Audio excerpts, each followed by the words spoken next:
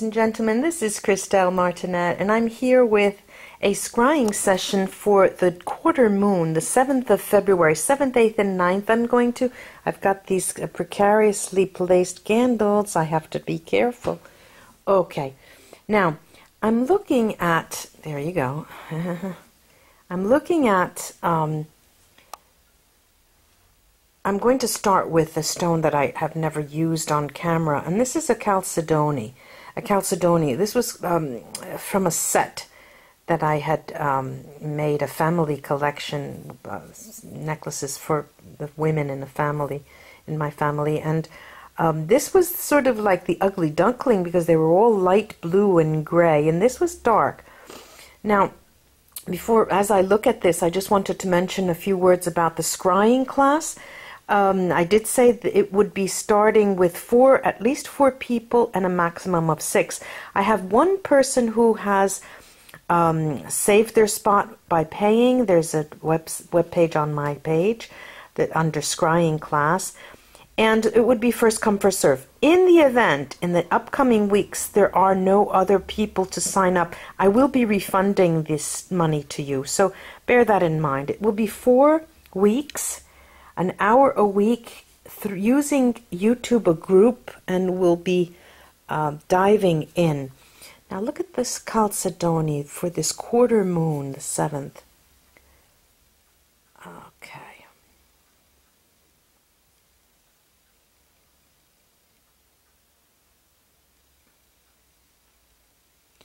There are, I see the game hide and seek. There's hiding and peeking out. It seems to be there's a period here, this quarter moon coming up, that, how can I say, you show something of your very intimate nature to people. It's almost as if you try it out, try it as if in a game. Not show and tell, but you show your real nature, and then you sort of hide, because it frightens you even to be that exposed. Look at this, it's beautiful. And the more you turn to hide, it seems that the more you show your true nature. And I'm saying you, like I always say to everyone, it's us, you, we. And so I'm seeing this, hide and seek type of a game. It's not really a game. It's something that is being tried very naturally. It's sort of like taking the measurement, see how far I can go with this, and then let me try that.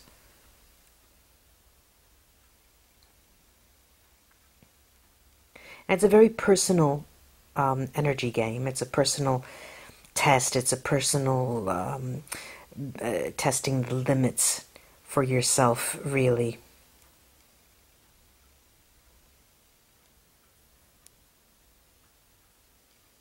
Although there are two, I'm seeing two, maybe a third person that you confide in, that we all confide in, but it's a very small, select few people. And with one of these people, you don't have to talk much, you don't have to say much. You just let each other, it seems like that is a member of the family. Say a dear, or someone you call your family, someone like a dear sister or a dear brother, could be a friend who you feel as if he were a brother. And when not too many things have to be said, you don't have to be very specific, you don't have to be very clear about your intimate ideas or what you're thinking, and you know that they'll be there for you, And this is what this hide and seek. You do that with other people, but not with this specific person. Not with this specific person. And there are, and I'm seeing one in particular, a person in, the 7, 8, 9, a person that you are just, excluding from your personal life, from your intimate life, from you. There's an exclusion. There's a, let me turn this down. There is an exclusion of someone who you are no longer, you don't tolerate. Either you don't tolerate or you don't maybe it's just not caring. I'm getting that there's a lack of tolerance, and there's shutting down. Sorry about that. There's a shutting down of putting up boundaries. There's a boundary that goes up with a specific person. We're just not interested anymore. There's no interest there anymore. Or if there is, it's just closed now. The shop is closed, you know. The door is closed on that shop. Let's see. Here's a raw fluoride. Here you go.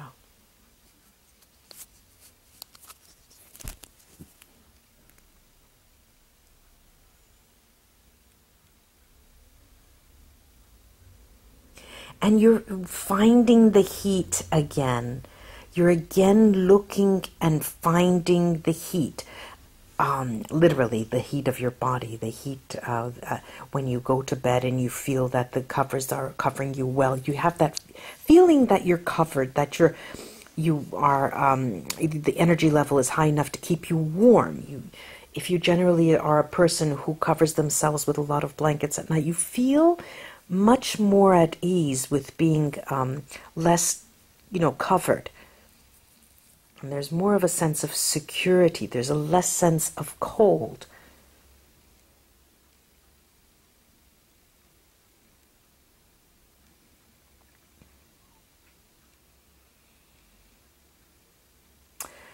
On the one hand, it's true, there is this sensation of wanting to try something new. Okay, let me go to this new place. Let me go see what this place is like. Even on your own, there's a bit of adventure, spirit of adventure that will bring you to do some things that are new. There's the desire to do that. We're talking about the 7th to the 9th. I don't see as if your whole heart is in that. It's as if you're trying to get to that point once again, bringing the adventure in for you. Changing hands here and trying to get the adventure back into the picture. And even if it's in your thoughts, this is the first cycle. This is the first step in getting to a point where, yes, I'm going to go down a new road now because I think I'm ready and I'm feeling comfortable with doing something different. Being your old self. For many of us, it will be being our old selves again. For others, it will be breaking away from an old pattern. I'm seeing that. This is 7th, 8th, and 9th. It is more likely that the pattern is broken in a more adventuresome way after the 9th. I'm seeing that. It won't work. I mean, it could even be late. I think the 9th is a Friday night. Friday, late that night. Even going into the 10th, that is when you will start feeling the readiness. Actual go there and experience that adventure. You're getting there slowly. There's a lot of preparation, mental preparation, more than a physical preparation. It has nothing to do with you feeling, at your best or something like that. No, there's none of that. It is the process of you wanting to feel that your mind is accompanying the steps that you're taking towards doing this new activity, being more of an adventure, some person and for many of you it will be as you were. I'm getting for most of the people going back to doing the things that you used to do. This is some crystal quartz.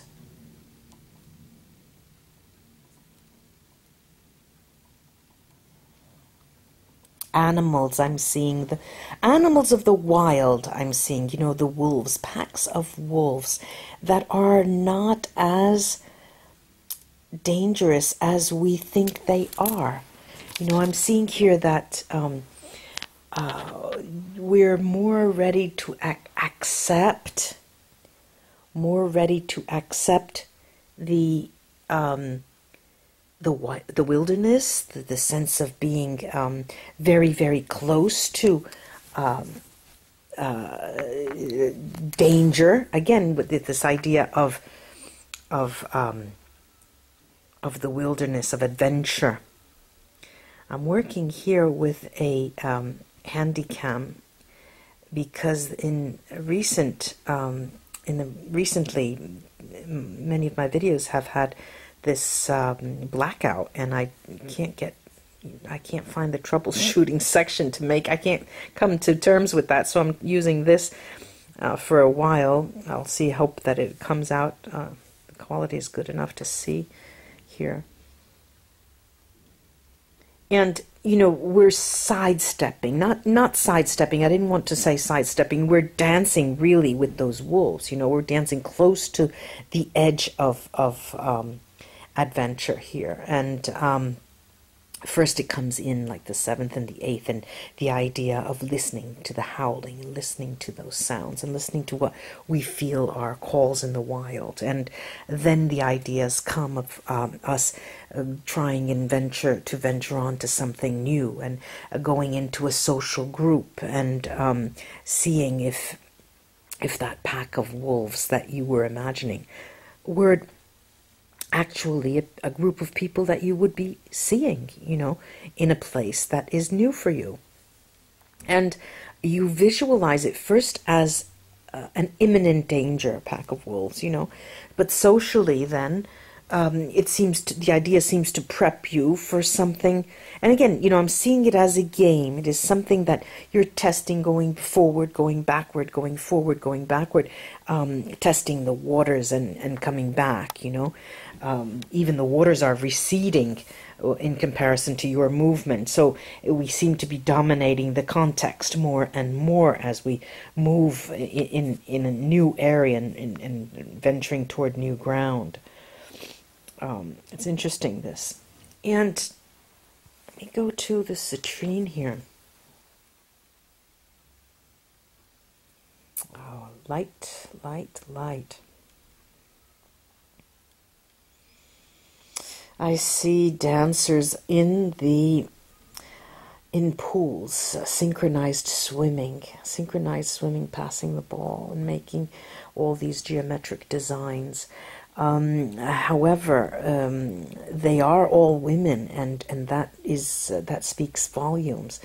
Dancing women working in unison, as if in a factory, as if in an army, and the female rebel, or the female, how can I say, the female army, the female banding together to move on an instinct. And the instinct then takes, however, the harmony that, armies do not dance. But here I'm seeing the grouping together of a female unison to music.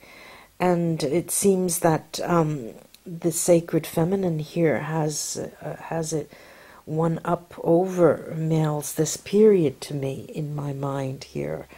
They have the opportunity to break out into an area that seems to be adventuresome, more so than males, or those males who have a prominent or a very strong female side, or are very comfortable with their female side, maybe testing the waters as well. And here I'm, find myself speaking of the female side and the male side, and how, what surprises me is that we never ever seem to know enough about ourselves, the way we react to other people, the way our emotions work, the way what our emotions do with respect to other people, and how they affect other people as well. And being egocentric or altruistic, or being introvert, extrovert, is always creates different dynamics. And here the idea of adventure brings us to a place where we move slowly and sniff, more or less, for our own peace of mind, for our own sense of wanting to control. But there is no control here. You know, it seems like there's no control, but there is. The only control that I can speak of that I'm seeing here is the control of definitely moving toward the sense of adventure, controlling how and when that comes about, but not the outcome. You know, not what the reactions are, how you react to what occurs when you do that. And let's see, this is polished fluorite. Oh, lovely this is.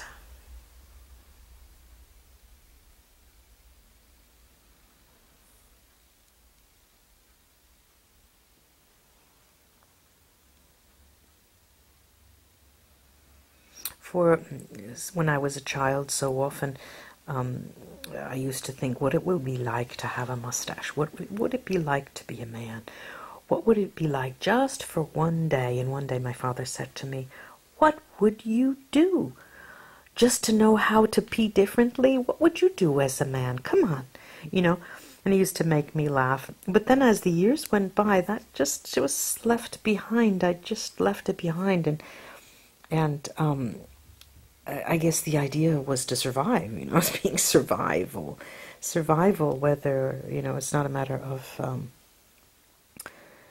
gender, but rather to get along with other people and not taking sides, as it were. Here there's quite a lot of contrast here, a lot of tension with regards to who we are these days. This quarter moon is setting us up for something big, and I believe it might be around the 15th when there is that new moon. I'll be coming back with the reading, scrying session. The passing, giving us a push towards something that will be exceptionally new for us around the 15th. Let me see here. I have moldavite. Let's see if I could. I'm wondering if you could. No, I can't give you the contrast of light. Oops. Let's see if I could put that up toward that. No, it doesn't come through. The moldavite.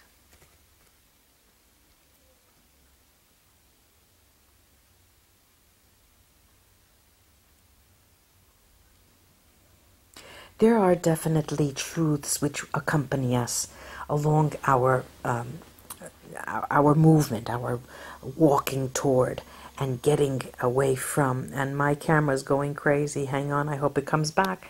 I'm too close. Oh dear, I'm too close. Let's see if I could. Let me shut this off and come back and piece together. I have to say that I must have messed up with the Handycam, because all of a sudden I wasn't able to see anything. So I'll continue this way, hoping that it won't go black on me with this program. But it's much easier for me to work this way. Much easier for me to work. I have the clarity that I didn't have when my hands were both occupied. What I'm seeing here is just an amazing opening geared toward exactly.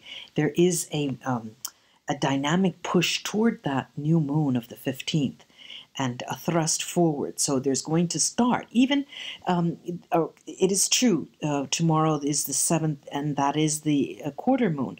Moving forward, 8 and 9. The 9th is when it's really going to give us that push. 7, 8, 9, 10, 11. There's going to be a driving force pushing us toward acting, pushing us toward action, pushing us toward materializing something that we have long put off. We have, this is the Chalcedonia again, we have put off and we're not very comfortable with. This is something that's coming around the bend, quite new,